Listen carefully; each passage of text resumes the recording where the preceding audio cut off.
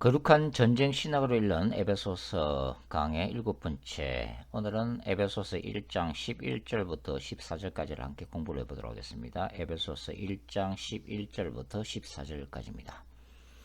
모든 일을 그의 뜻의 결정대로 일하시는 이의 계획을 따라 우리가 예정을 입어 그 안에서 기업이 되었으니 이는 우리가 그리스도 안에서 전부터 바라던 그의 영광의 찬송이 되게 하려 하십니다. 그 안에서 너희도 진리의 말씀 곧 너희의 구원의 복음을 듣고 그 안에서 또한 믿어 약속의 성령으로 인치심을 받았으니 이는 우리 기업의 보증이 되사 그 얻으신 것을 속량하시고 그의 영광을 찬송하게 하려 하심이라. 자, 바울께서는 11절에서 뭐라고 얘기하고 있어요? 모든 일을 그 마음의 원대로 역사하시는 자의 뜻을 따라 이렇게 말하고 있습니다. 다시 한번 읽어볼까요? 모든 일을 그 마음의 원대로 역사하시는 자의 뜻을 따라. 얼마나 이 감동적이고 얼마나 힘을 주는 말씀인지 모르겠습니다. 우리가 하나님을 살아계신 나의 하나님으로 고백하는 신자들에게 이 말씀은 굉장한 의미를 갖습니다. 자, 인간과 역사의 주관자는 누구시죠? 오직 하나님이십니다. 이 고백은 굉장히 중요하죠. 왜냐하면 오늘날의 세상과 우리의 개인적인 삶을 보면 어때요? 하나님이 도무지 일하시지 않는 것처럼 보이기 때문입니다. 세상은 악과 고통으로 가득 차 있습니다. 우리의 개인적인 삶의 자리도 마찬가지죠. 여러 가지 문제와 고난을 직면하고 있습니다.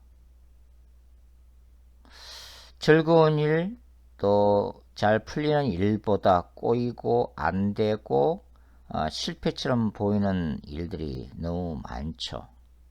그래서 어떤 때는 우리는 이 날마다 침묵하시는 하나님만을 만나고 있다는 그런 생각이 들기도 합니다.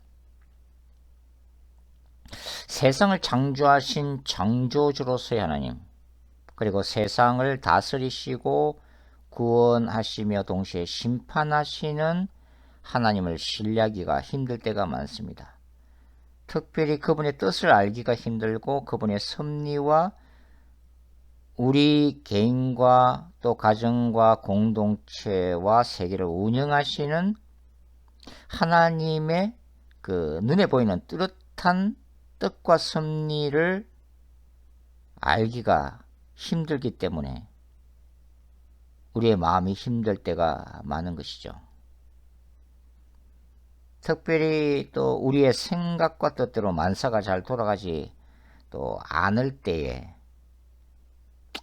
참 힘듭니다. 그럼에도 불구하고 바울은 모든 일을 그 마음의 원대로 역사하시는 자의 뜻을 따라라고 얘기를 하고 있죠. 하나님의 절대 주권이고 하나님의 절대적인 섭리고 하나님의 절대적인 계획을 지금 선포를 하고 있습니다. 결국은 우리는 세상을 향한 그 하나님의 뜻, 그리고 우리 개인을 향한, 우리의 삶을 향한, 우리의 교회를 향한 하나님의 섭리를 완전히 이해할 수는 없어도 바로 이 말씀을 붙들므로 인해서 우리는 믿음으로 하나님을 신뢰하게 된다고 하는 거죠. 삶과 죽음도 그분 손안에 있습니다. 성공과 실패도 어때요? 주님의 계획 안에 있죠. 무엇을 내 뜻대로 하겠다는 내 자가 여전히 내 안에 꿈틀거리기 때문에 참 힘든 거죠. 그러나 이 말씀을 우리가 신뢰한다면, 그리고 이 말씀을 우리가 심령 속에 새겨 넣는다면 모든 일을 그 마음의 원대로 역사하시는 자이신 하나님 앞에서 내 자아는 십자가에서 산산이 부서지게 됩니다. 그리고 주님을 전적으로 의지하게 되죠. 그리고 그분의 손 안에 우리의 눈물과 고민과 모든 문제를 겸손히 내려놓고 맡기게 된다고 하는 것입니다. 아브라함을 인도하셨던 그 하나님이 바로 우리의 하나님이죠. 바울 안에 역사하셨던 하나님이 곧 우리의 하나님, 나의 하나님이기 때문입니다. 자, 바울에 따르면 신자들은 하나님의 뜻으로 그리스도 안에서 하나님의 기업이 되었습니다. 하나님의 기업이 되었다. 자, 하나님의 기업이 되었다 이렇게 해석하면 우리는 이 구절을 수동태로 이해하고 있는 것이죠. 자, 다른 학자들의 견해도 있습니다. 이 구절을 능동태로 해석해야 한다고 주장하는 분들이죠. 그럴 때는 우리가 하나님의 기업을 받은 것이 됩니다. 그러나 우리가 하나님의 기업이 되어졌다라고 해석하든 우리가 하나님의 기업을 하나님으로부터 받았다라고 해석하든 상관없습니다. 왜냐하면 양자 모두 성경적이기 때문이죠. 자, 구약의 이스라엘은 하나님의 유업, 하나님의 기업으로 간주가 되었습니다.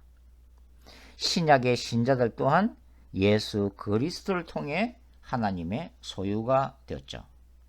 저 이미 바울이 언급한 대로 신자들은 예수 그리스도를 믿음으로 말미암아 어떻게 된 거죠? 하나님의 양자들로 입양이 되었다고 하는 것입니다. 에베소서 1장 5절 말씀이죠.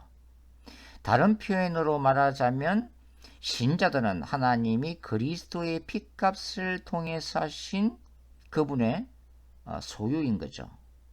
바울은 이 사실을 14절에서 어떻게 표현하고 있어요? 그 얻으신 것을 속량하시고 라고 언급하고 있습니다. 얻으신 것을 속량하시고. 자, 구약에 나오는 거룩한 전쟁 신학적 표현으로 보면 저와 여러분은 하나님께 속한 그분의 헤렘이 되었다고 하는 거죠. 헤렘 사상이죠. 자, 여리고성 전투에서 아간이 어떤 일을 행했을까요? 바로 야훼의 거룩한 전쟁 신학적인 언약을 깨뜨리죠. 왜냐하면 여리고성 전투는 전적으로 하나님의 능력으로 성취한 승리이기 때문에 전쟁은 야훼께 속한 것이기 때문에 그러므로 여리고성의 인간과 모든 재물들은 다 하나님의 소유인 거죠. 즉 하나님께 바쳐진 헤렘이 되었다고 하는 것입니다. 하나님께 바쳐진 희생 제물이 되었다고 하는 거죠. 하나님께 구별된 하나님의 소유가 되었다고 하는 것이죠. 그런데 아간은 이제 그것을 어기고 욕심이 나는 물건을 감춤으로써 그 결과가 어떻게 됐어요? 그 다음 이스라엘이 수행했던 아이성 싸움에서 어이없이 패배하고 말죠. 하나님은 바로 아간의 죄를 이스라엘 공동체의 죄로 간주하시고 징벌을 하십니다. 자, 우리는 하나님께 바쳐진 희생 제물이죠. 하나님께 구별되어진 존재입니다. 인간이 스스로 소유권을 주장할 수 없는 하나님의 소유물이라고 하는 것이죠. 동시에 하나님의 이 소유된 신자들은 그분의 영적인 상속자들이기 때문에 하나님의 나라를 기업으로 물려받을 자격이 주어집니다.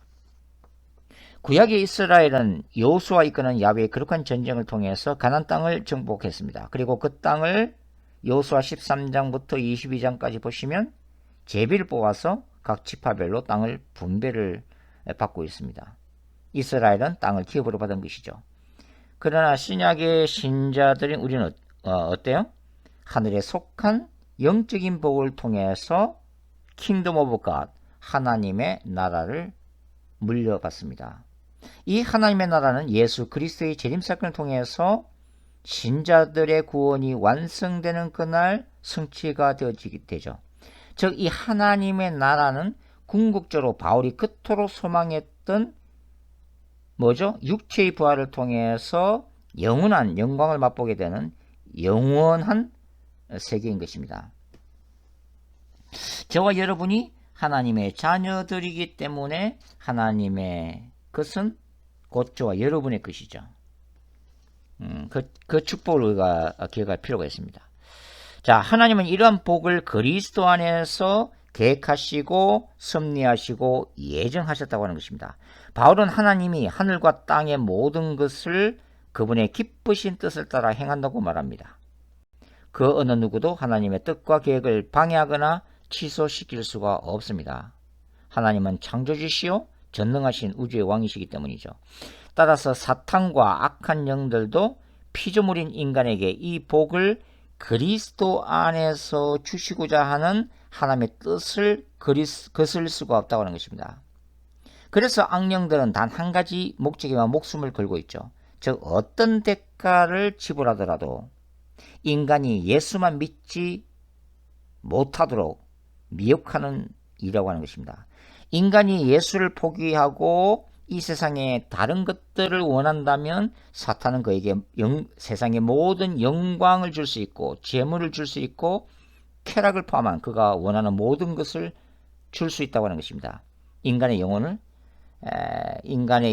세상 것들과 맞바꾸는 것이죠. 그러므로 이 불신자라고 하는 것은 복음을 거부한다고 하는 것은 그가 의식하든 의식하지 않든 뭐예요? 자신의 영혼을 사탄에게 파는 행위와 같다고 하는 것입니다. 많은 인간들은 바울이 말하는 바 하늘에 속한 이 영적인 복의 영원한 가치를 모르기 때문에 자기 자신의 영혼을 이 세상의 것을 위해서 사탄에게 기꺼이 바치고 있습니다. 그러나 신자들은 골로새서 3장 1절부터 읽어보시면 뭐라고 그래요? 자, 골로새서 3장 1절을 읽게 되어 있습니다. 그러므로 너희가 그리스도와 함께 다시 살리심을 받았으면 그 다음에는 어떻게 해야 된다고요? 위의 것을 찾으라. 거기는 그리스도께서 하나님 우편에 앉아 계시느니라. 위의 것을 생각하고 땅의 것을 생각하지 말라. 왜요? 이는 너희가 죽었고 너희의 생명이 그리스도와 함께 하나님 안에 감추어졌습니다. 우리 생명이신 그리스도께서 나타나실 그때 너희도 그와 함께 영광 중에 나타나리라. 초대교회는 임박한 종말론, 임박한 예수 그리스도의 재림과 그 후에 신자가 그리스도 안에서 받게 될 영광을 사모했다는 것을 우리가 알 수가 있습니다. 우리가 땅의 것을 생각하지 않고 하늘의 것을 생각해야 될 이유는 예수 그리스도께서 나타나실 재림의 때에 그리스도 안에서 누리게 될 영원한 영광과 영원한 하나님의 나라 때문에 그렇습니다. 그래서 기독교 역사에서 수많은 박해 역사 가운데 각 신자들은 바로 이 믿음, 이 영광을 위해서 기꺼이 목숨을 바쳐서 순교를 했던 것이죠. 바울이 고린도후서 4장 17절에서 얘기하는 바와 같이 눈에 보이는 현실 세계는 잠깐이요 눈에 보이지 않는 세계가 영원하기 때문입니다. 자, 바울은 12절에서 신자들을 향한 하나님의 계획은 전부터 바라던 소망이 성취된 것이라고 말하고 있죠. 바울은 12절에 우리와 13절에 너희를 서로 대조시키고 있습니다. 12절에 우리는 누구예요?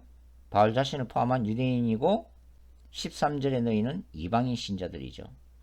따라서 바울이 말하는 바 이 전부터라는 말은 구약시대를 의미하게 됩니다.